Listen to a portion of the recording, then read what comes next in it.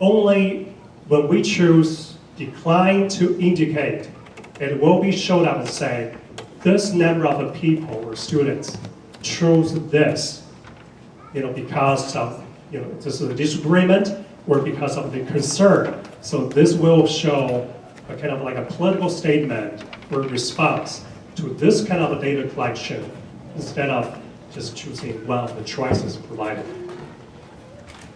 Do I have myself understood?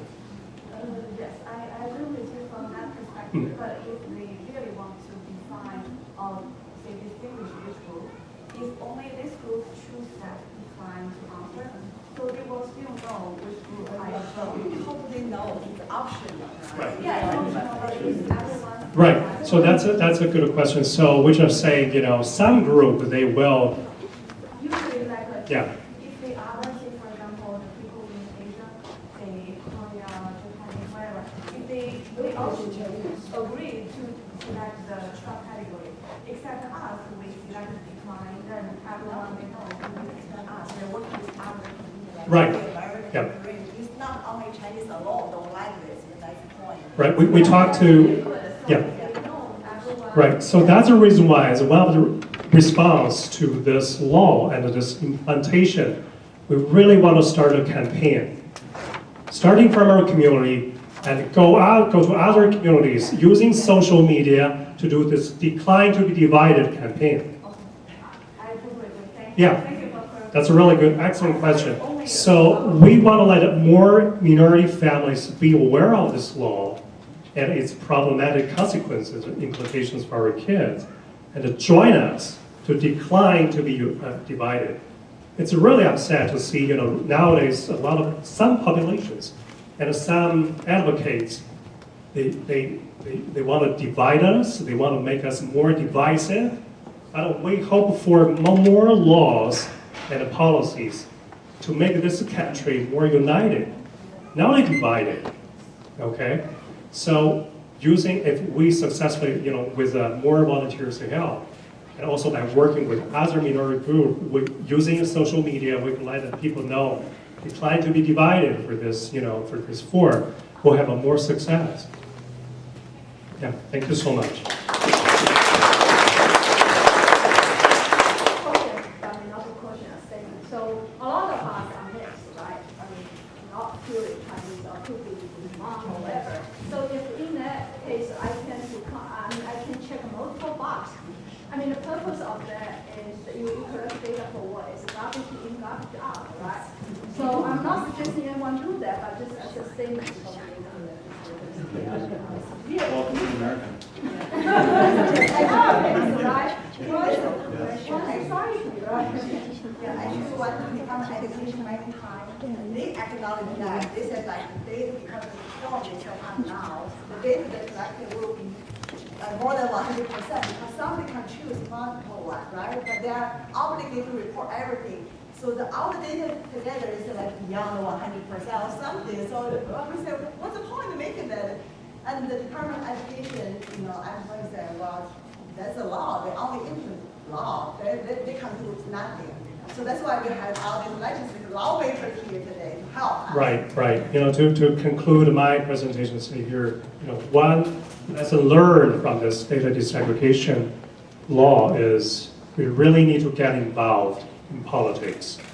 We need to, care about what's going on the legislative floor.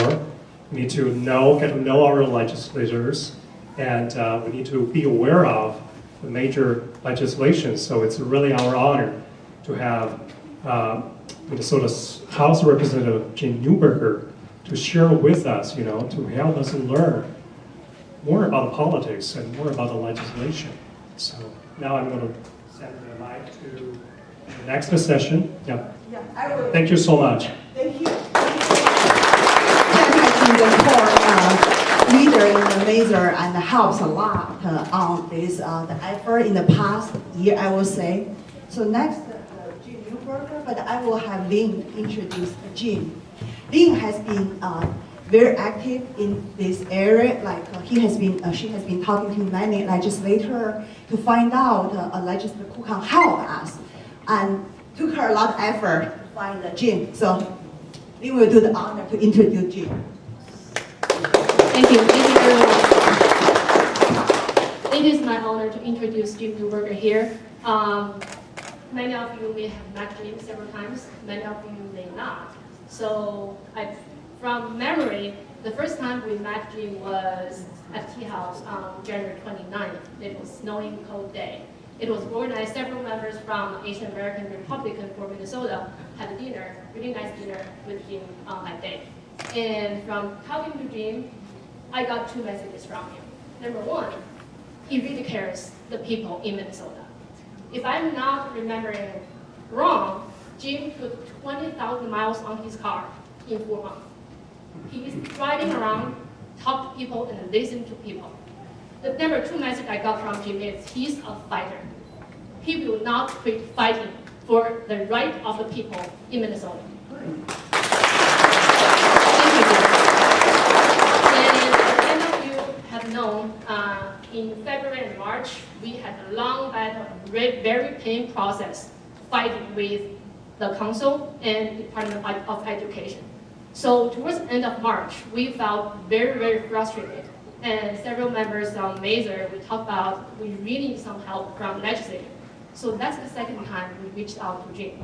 He agreed to have meeting with us again without hesitating at all. So on that day, April 6th, we shared our concerns about this data disaggregation, even though I always call it the racial registry. Jim totally sees our pain. He totally understands our concern. And he agrees on helping us on API Day, which it was on April 12th. And on top of that, he provided some path forward to help us how to get involved in politics, how to get a chance to talk to local legislators, to state level legislators, things like that. And what impressed me most was one sentence Jim told us: political power belongs to people who show up.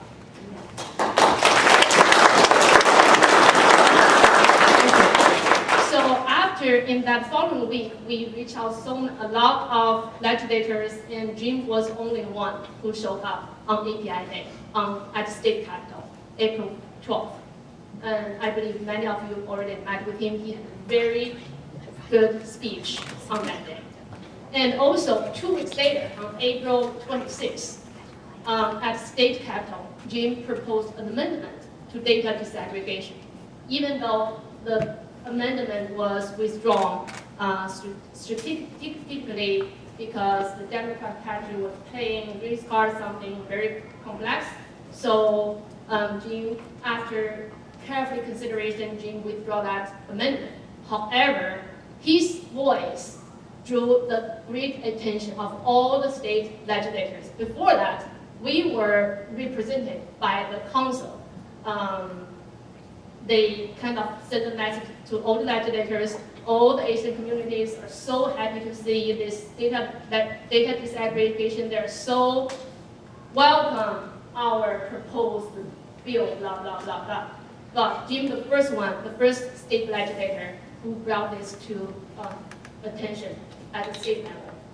And a month later, May 27th, Yuping had a great organization, a great meeting with all the legislators in Woodbury.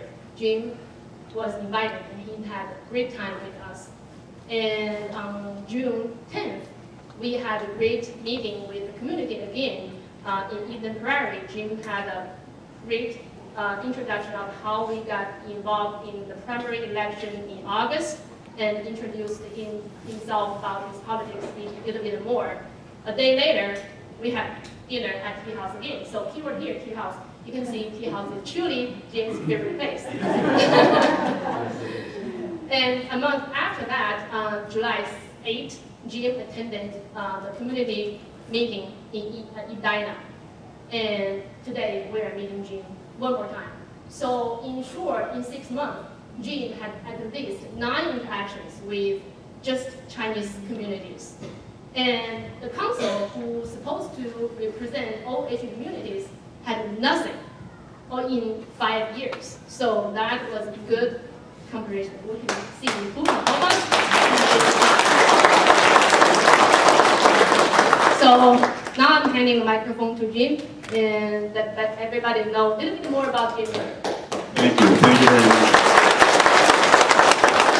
I don't use computers much. This is my computer. There's a number of things I would like to share with you today. But before I do, I'm sitting next to Pam Myra. Pam was also served in the Minnesota House 2 terms? Yes. 2 terms. She was a state representative, and right now she is running for state auditor. We had a really brief chat. She's supposed to talk to you later this afternoon, but you have something come up, you have to get going. So what I'd like to do is if I could just take a brief pause and let Pam introduce herself. That way she can get moving on, because she's going, like me, she's going all over the state. And now I'm over 40,000 miles. And I'm sure Pam's right behind me, so if that's okay, if I could ask you to make this change. Pam, thank you.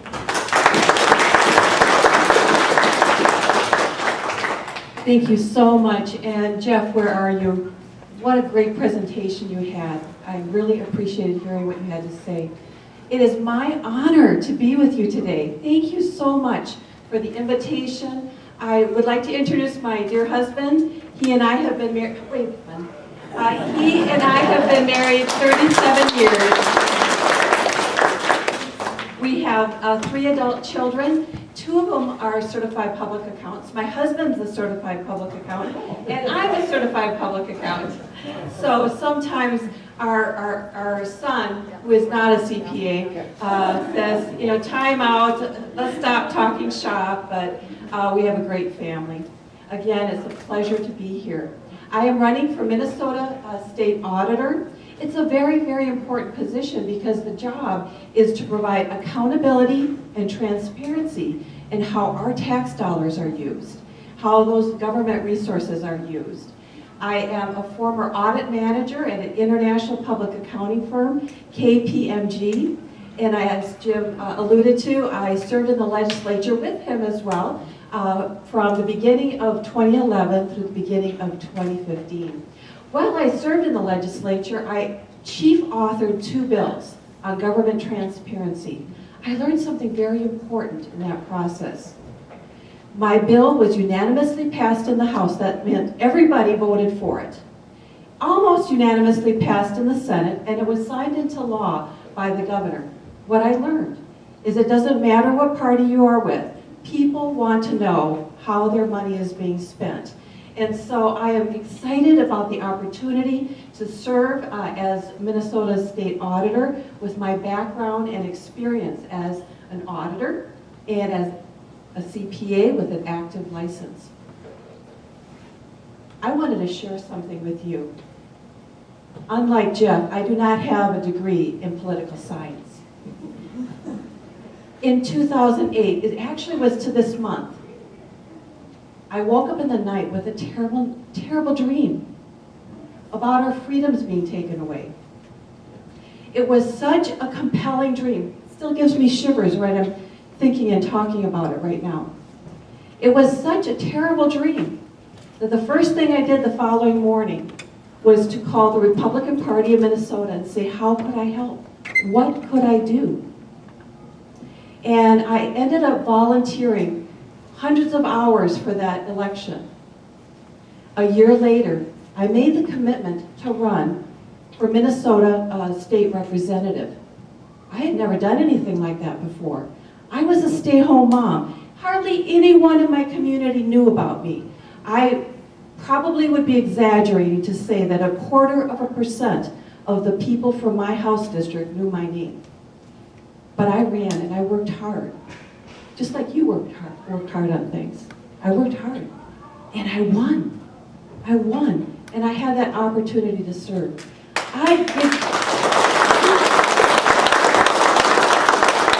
The reason why I say that is I want to commend you. I want to encourage you. As Jeff was saying, be involved. When you care about these issues, get involved. You can even run for office. You can, and you can win, and you can succeed. I want to encourage you in this. The United States of America is such a wonderful place. It isn't a special group of people who make the laws and put them on us. We, as ordinary people, can run for office. We can have our voice heard. But the key is to make our voice heard. We need to be involved. When we have a bad dream about our freedoms being taken away, when we see that there is a law that is egregious and terrible, we need to speak up. And so I end by thanking you. Thank you. Thank you for being here today. Thank you for making your voice heard. Thank you for reaching out to Jim and expressing your concern. That's what's so wonderful about our country. And I thank you for the time that you've given to me.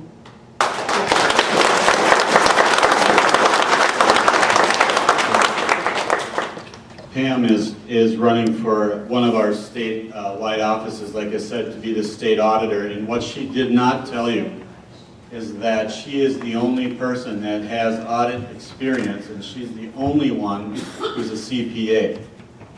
The other people in the other political parties, I believe, is a junior high math teacher Yes. and a biology major. You know, there's nothing wrong with teaching junior high math. God bless you if you can do it. I couldn't teach junior high math.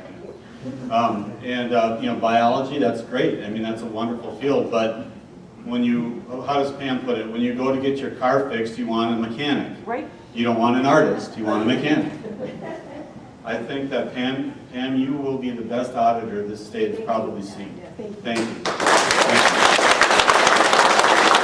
I'm going to keep a close eye on the clock. We've got 20 minutes. I want to end right at 3:30. So, and you want to give people a break then? Is that what we want to do? Either way. Okay. On agenda now. I want to reset. Yeah, I want to be real respectful of the time. So again, I'm going to put my glasses on. This is my computer right here. Thank you very much. Hang on a second. Can you guys hear me okay? Can you hear me in the back? Good. I got a big mouth, so I'm really good at this. Let me, I wrote a quick outline here because I want to stay on task. I don't want to get off track. But one of the concerns, Randy Jessup, good to see you here. One of the concerns that came up as I was speaking with the leaders in your community is that some people in the Chinese Minnesota community are still a little bit confused about how all of this works. What's the process? Okay? Don't feel bad. Because there are people that have been here for generations, that were born here, their parents were born here, their grandparents were born here, their great-grandparents were born here, and they don't know how it works either. It's a very simple system to explain. I'm going to go over the basics. And if you already know this, God bless you. If you don't already know this, you're going to today. Okay, I want to stick to this. Our government is based on electing people. Simple majorities. You get the most votes, you win the seat. Okay? Our government is broken up into levels. The very basic level, don't laugh at my handwriting. I'm going to try really hard to make this, my wife always says I need an SCH, or my spelling. Okay, no laughing at my spelling. School districts. Okay? That's the very basic level. That's about as basic as you can get in an election. You can sign up to run to be on the school board for your school. God bless those people that do, because those are the people that have to work with the curriculum and work with the teachers and work with the administrators and work with the bureaucrats, and they are the ones that have direct involvement on how your school is run. The people that serve on school districts are special people, and that's a really good way for you to get involved in your community. If you're worried about your children's future and you don't have a lot of time, you work, maybe being on a school board, running for school district might be a good start for you. After that, we have city. Now, who did this? All right, we'll go with green. After that, We have cities, C-I-T-I-E-S, and townships, okay? T-W-P-S. Cities and townships. This would be your city councils, your mayors. If you live in a township, it's the same type of setup. It's township supervisors. After that, you have your counties. Okay.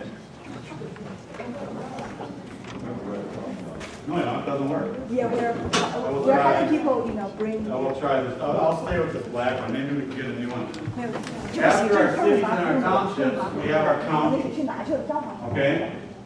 Our counties are next. These are called county commissioners. County commissioners. Every county has elections for them, and there's anywhere from 5 to 7 commissioners per county. This is the one level of government that most people really don't pay attention to. Thank you very much. But it's one level of government that has an enormous effect on your life. An enormous effect. Your county commissioners. They run what happens in your county. Okay? After that, we have the state level. Oh, look at that, it works. We have the state level.